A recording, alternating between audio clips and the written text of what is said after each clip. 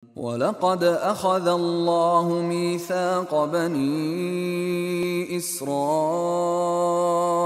وبعثنا منهم 12 نقيبا وقال الله إني معكم لئن أقمتم الصلاة وآتيتم الزكاة وآمنتم برسلي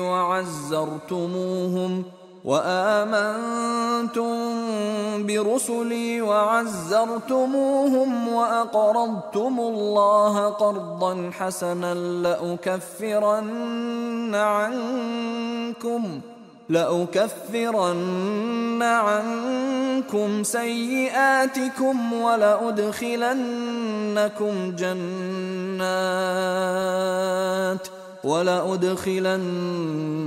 جنات تجري من تحتها الأنهار فمن كفر بعد ذلك منكم فقد ضل سواء السبيل।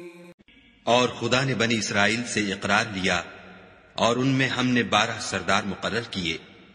फिर खुदा ने फरमाया कि मैं तुम्हारे साथ हूं अगर तुम नमाज पढ़ते और ज़कात देते रहोगे और मेरे पैगंबरों पर ईमान लाओगे और उनकी मदद करोगे और खुदा को कर्ज हसना दोगे तो मैं तुमसे तुम्हारे गुनाह दूर कर दूंगा और तुमको बहिश्तों में दाखिल करूंगा जिनके नीचे नहरें बह रही हैं।